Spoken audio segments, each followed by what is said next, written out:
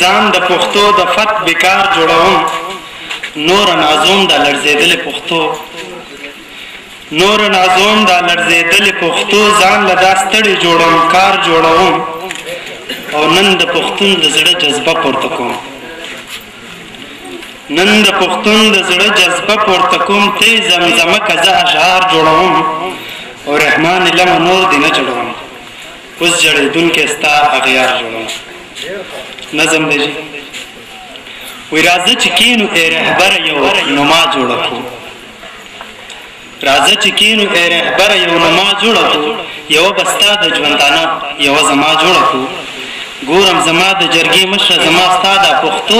زمونږ یو رسم رواج دی که جدا د پښتو زما او ستا د هر یو ځوان سرتورې څه فرق دی زه به غریب یم او ته خان یې نورې څه فرق دی پیغلې زمونږ په پردي ښار کې فقیرانې ګرځي سرتور سرونه لوڅ مخونه سرګردانې ګرځي څوک د مستۍ څوک د نستۍ خو بهانه جوړه ده چې مو د کلي نه سنګر کور توپخانه جوړه ده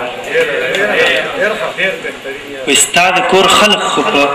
ستا د کور خلق پر احمد ته سبحان کبر کوي زما غریب خو په شلېدلي ګریوان صبر کوي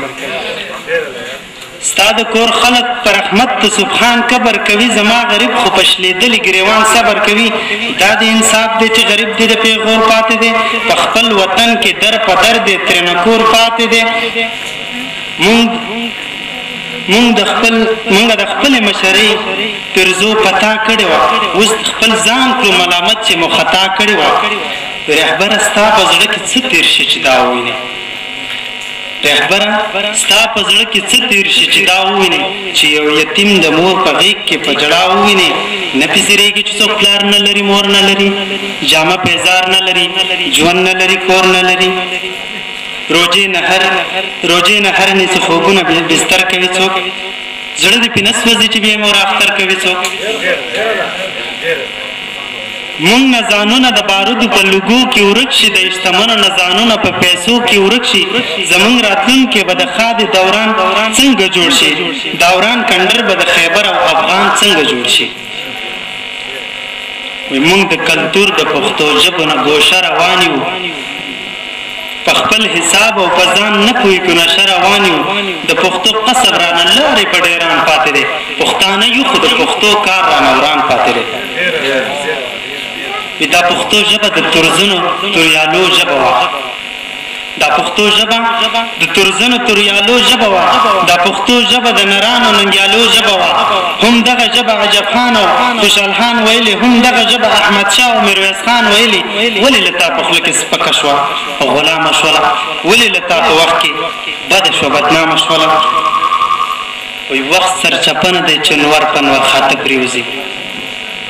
وخت سرچپنه دی چې نور په نور خاته پرېوځي ملا لا هغه شان قبلې ته په سجده پرېوځي نه د لمنې د اسمانه کډې ستورو وړي ولې زمونږ خنداګانې د خولې نور وړي مننه وایي ولې هغه ننګ او غیرت زمونږ نه چرته لاړه ولې هغه ننګ او غیرت زمونږ نه چرته لاړو ولې هغه ګټلې نوم زمونږ نه بیرته لاړو وایي ستا هر دشمن اوس هم زما په وینو تنده ماتوي ستا لار نیونکی به اوله زما ټنډه ماتوي پاسه رهبره ستا اوږده ژبه د لرې رسي دغه د وخت دی چې لاوست دی د خبرې رسي ځان کې واپس رنګ رویت دی د پښتون راوله پاڅه واپس دی د بابا ګټلې نوم راوله وسلام